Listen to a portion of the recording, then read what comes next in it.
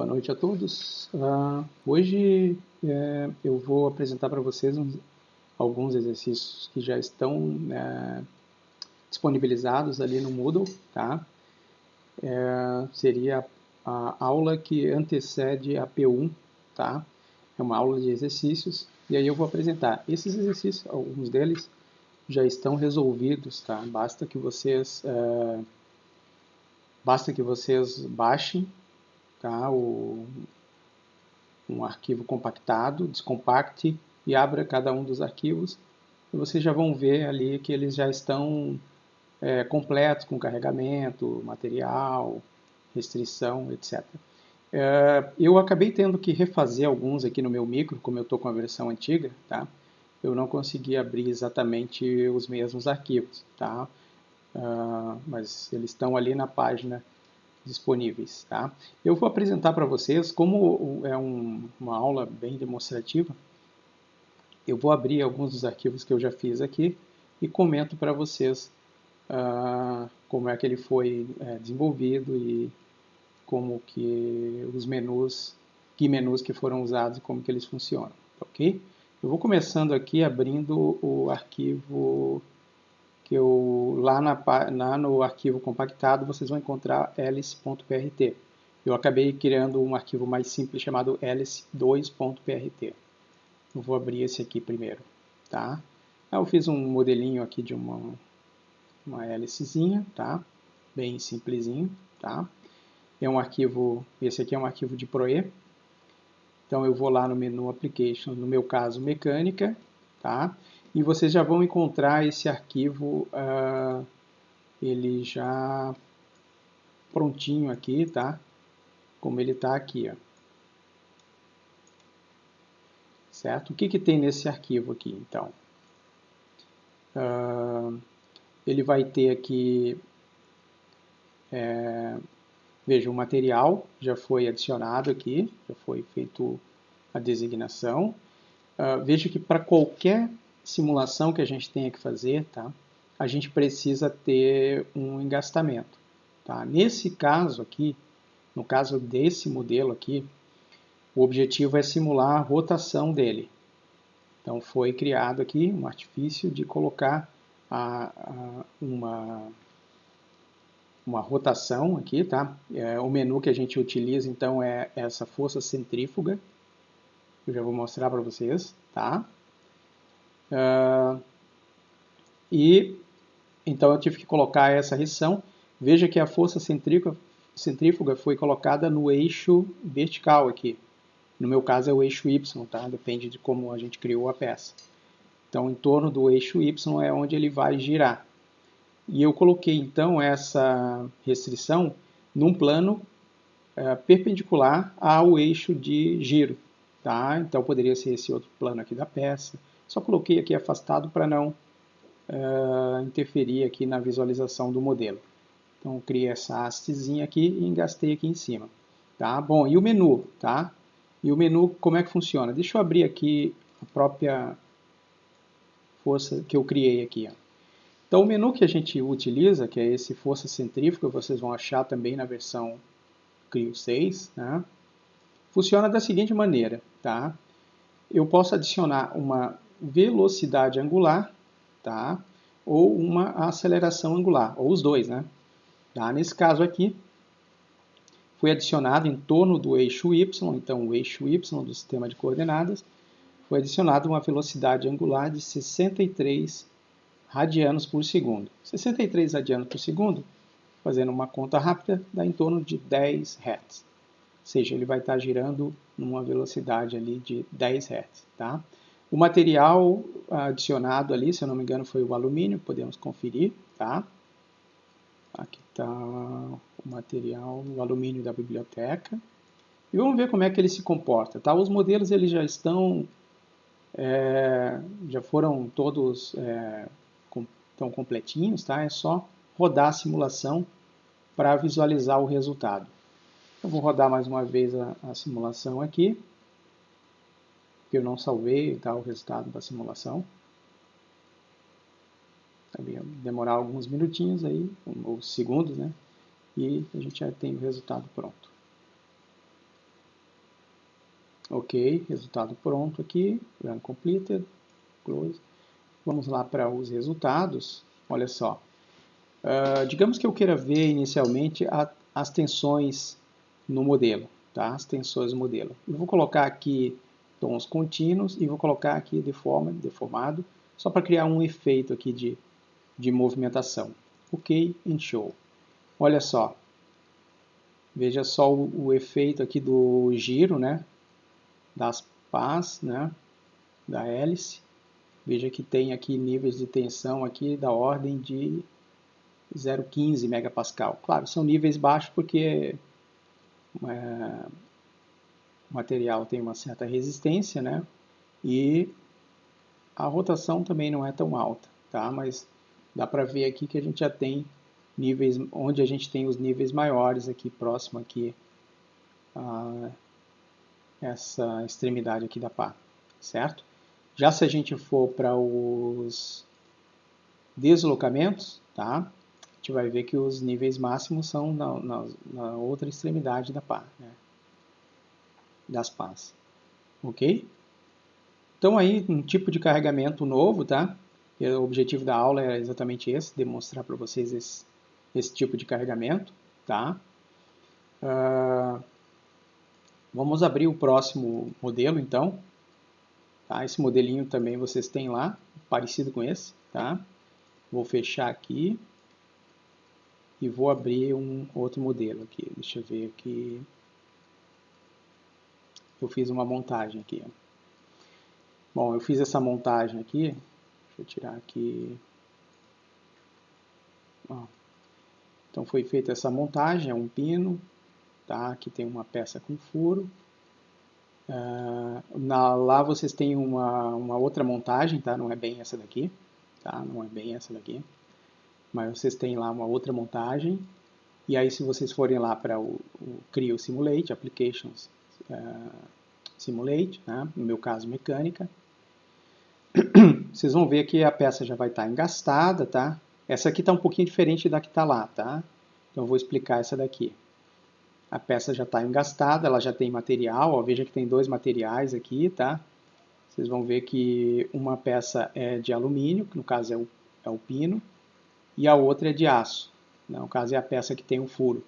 Como são materiais com coeficiente de expansão térmicas bem diferentes, tá?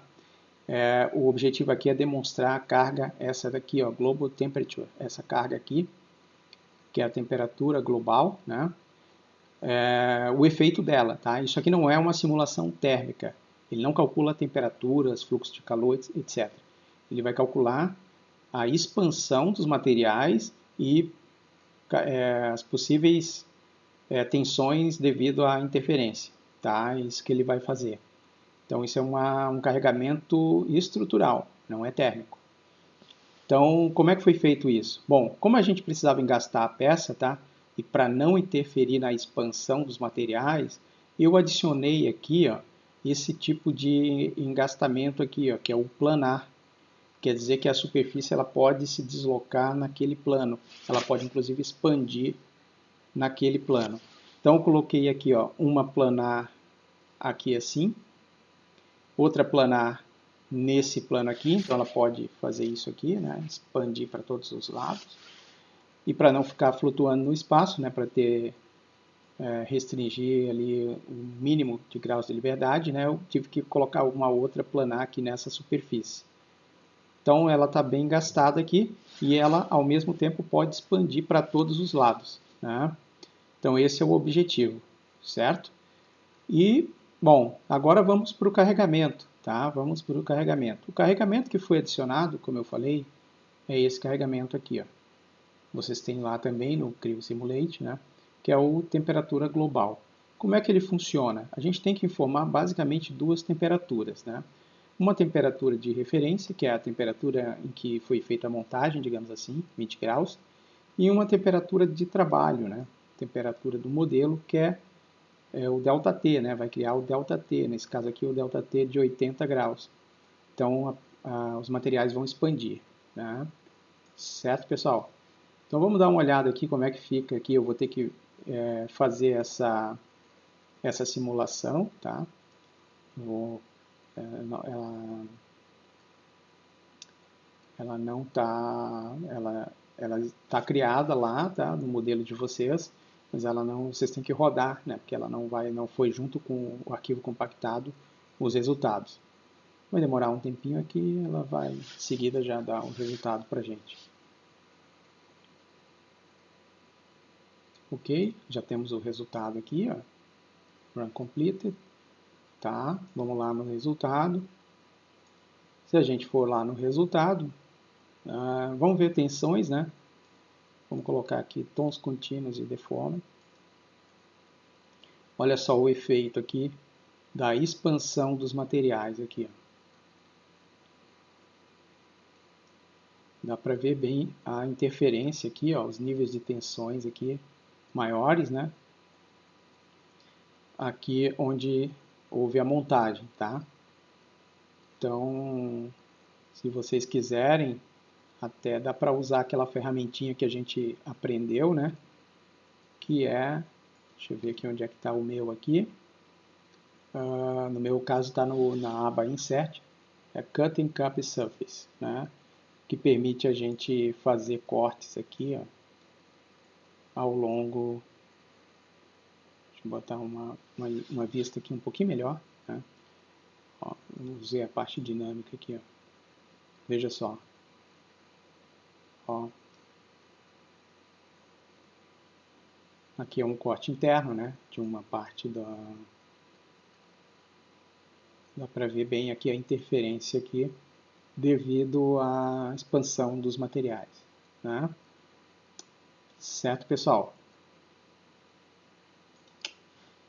Então tá, esse é um outro tipo de carregamento também que está disponível ali, tá? Então veja que a gente já deu uma olhada aqui no força centrífuga, agora temperatura global, tá? O próximo modelo que eu tenho aqui, ele não está lá nos modelos disponíveis, tá? Vocês teriam que criar, mas é bem simples. Uma viga, pode ser por sólido ou por beam, por viga mesmo.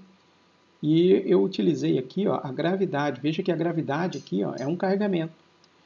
Para estruturas que têm a massa, né, elevada, considerável, a gente tem que considerar a gravidade. Tá? Não adianta só colocar a carga externa aplicada ali, pontual ou distribuída, que seja, tá? Mas a estrutura também sofre ação da gravidade. Em estruturas grandes, tá? Isso pode ser bem importante. Então, o próximo modelo tem isso aí. Deixa eu fechar esse aqui e vou abrir o próximo modelo. Ó. O próximo modelo, eu criei ele por viga, tá? Então, só tem os pontos aqui. Ó. Eu criei ele por viga, deixa eu ir lá para o mecânica. Ó, e aí lá no mecânica, tá? Vocês vão ver que... Vamos ver aqui, tem uma viga com perfil em I, tá? Então, essa viga ela está com perfil em I. E ela está engastada aqui nas extremidades, tá? Aqui ela pode girar em torno do eixo, aqui ela pode girar e translação, né? Deixa eu ver aqui, ó. Deixa eu entrar nela aqui, ó. Como é que a gente faz isso? Veja aqui, ó, ela pode transladar em X e rotacionar em Z. Rotacionar em Z. E no caso da outra restrição, ela vai girar em torno de Z. Está girando em torno de Z. Então isso faz com que a viga possa flexionar. Tá? Então a viga vai poder flexionar nesse caso. E o carregamento que foi aplicado está aqui. Ó. É carga de gravidade. Vocês vão encontrar também aqui na barra de carregamentos. Tá? Isso vai estar aqui. Ó. Sempre aqui nessa região de vocês. O carregamento e as restrições. Aqui nessa parte da aba da barra superior. Tá? Nesse caso aqui, veja, eu coloquei a gravidade, né? 10 metros por segundo ao quadrado. Negativo porque ele está para baixo em Y. Tá? Depende da orientação dos eixos aí, como vocês quiserem determinar, certo? Então tá. Ok. Então tem lá esse carregamento. Apenas esse carregamento, tá, pessoal? Apenas a gravidade. Então, o que vai interferir aqui? A massa dessa estrutura. Como ele é feito de aço, ó, o material utilizado é o aço, isso vai ter uma massa, né? E com a gravidade ele vai sofrer o peso, né, da estrutura. Então, vamos ver como é que fica isso. Então, eu vou fazer a simulação aqui, tá? Ele não rodei essa simulação ainda, vamos ver. Está rodando, então alguns segundos aí já tem o resultado. Ok. Eu vou disponibilizar, tá, esses modelinhos aqui. Depois vocês podem dar umas dadas neles aí, tá? Mas já tem na página ali alguns. Aí vocês podem também criar os de vocês e estudar aqui esses carregamentos aqui que foram colocados, tá? Vamos lá para os resultados aqui, ó. Então, digamos que eu esteja interessado aqui nessa hora em tensão. Tensão, ó, a tensão máxima no meio do vão ali, da viga, devido ao peso, tá? 10 a menos 1, então é 0,304 megapascal. Tá? 0,4 megapascal devido ao peso da viga. Então, só dela estar ali parada, ela já está em carregamento, já está sofrendo esse carregamento aí. Se eu quiser ver o deslocamento, né, basta vir aqui mudar, vou lá no menu Edit, né, Edit, vou lá e mudo para Displacement. Ok, and Show. Olha só, tá? Ok, show. Então aqui, ó, o deslocamento é 10 a menos 3 milesimal. Então, 4 milésimos de milímetro. 4 milésimos de milímetro. É o deslocamento devido ao peso da estrutura. Aproveitar para mostrar para vocês aqui, que eu não pude mostrar na apresentação da aula anterior, né? Com esse tipo de modelo, tá? Nós temos aqui um modelo de viga, né? Tá? BIM, que é apoiado em pontos, né? Apoiado em pontos. Então, se vocês forem aqui, ó, na aula passada eu não consegui demonstrar porque eu fiz a demonstração no modelo sólido. Eu tenho resultados que vão aparecer aqui, ó, no Display Type Model, que é exatamente aqui, ó, eu vou ter rotação nesse caso, né, deslocamento, tensão e reações, né, reações, tá? Então eu tenho as componentes ali de reações, né, tá? X, Y, Z. Deixa eu colocar aqui Y, que é no eixo vertical aqui, ó. Tá? Ok, and show. Olha só, ele vai me dar aqui as reações na viga, ó. Em torno de 200 newtons, tá? 200 newtons em cada lado, mais ou menos, 203 newtons em cada lado. É a vertical, né? Se eu quiser ver a componente X, né? Eu venho aqui e mudo para X, ok, show. É 0, né? Tá? Ele só vai ter vertical, a carga é vertical, tá? Não tem tração, nada, então ele não vai ter componentes em X. Então isso aqui está aqui, ó, Display Type Model.